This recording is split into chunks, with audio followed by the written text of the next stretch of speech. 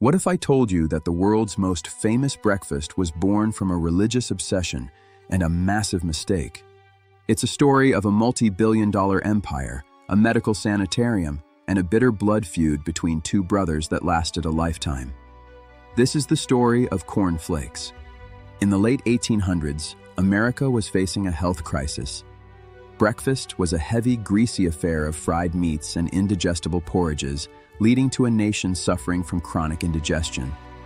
Enter Battle Creek, Michigan, home to the world-renowned Sanitarium, a wellness destination where the elite came to be cured. It was led by the charismatic Dr. John Harvey Kellogg.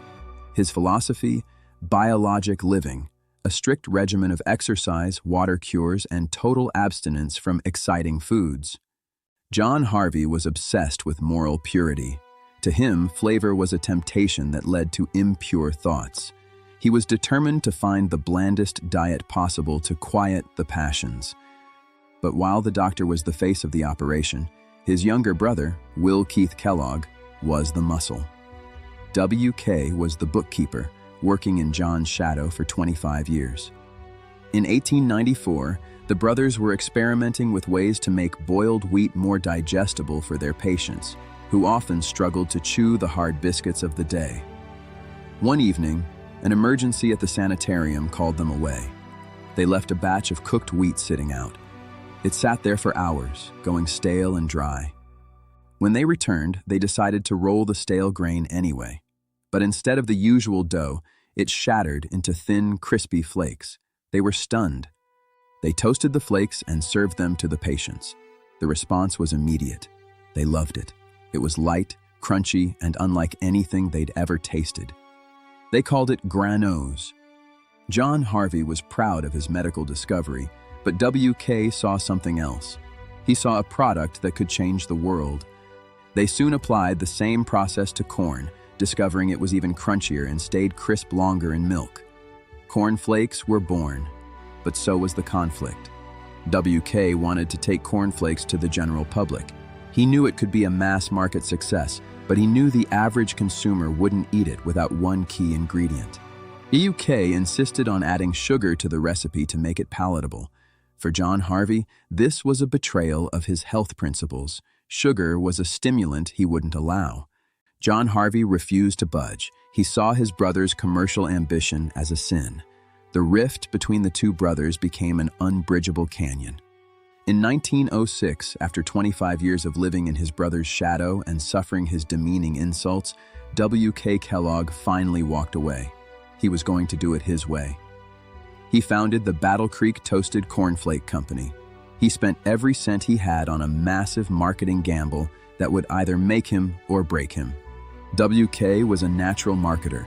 He didn't just sell cereal, he sold a morning routine, and he knew exactly how to make his brand unforgettable. To distinguish his flakes from dozens of imitators, he put his own signature on every box. It became a global mark of quality that exists to this day. One of his boldest moves was the Wink campaign in New York City. He told customers to wink at your grocer for a free box. Sales exploded by 1,500%. Battle Creek was transformed almost overnight into Cereal City. It was a gold rush, and everyone wanted a piece of the Kellogg success. But competition was fierce. C.W. Post, a former patient at the sanitarium, had allegedly stolen the brothers' ideas to start his own empire, Postum Cereal Company. By the early 1900s, there were over 40 cereal companies in Battle Creek alone. The cereal war was in full swing, but the real fight was still at home. John Harvey Kellogg, jealous of his brother's success, began marketing his own Kellogg cereals. It triggered a brutal legal battle over the family name. They spent a decade in court, suing and countersuing. The personal cost was immense, and the two brothers would never speak again.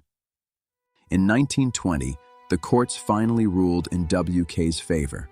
He won the exclusive right to use the Kellogg name for cereal, cementing his place in history. W.K. turned a medical experiment into a global powerhouse, changing the breakfast habits of the entire world and creating an enduring legacy. He was an innovator in every sense, introducing the very first cereal box prizes in 1909 and forever changing how we shop.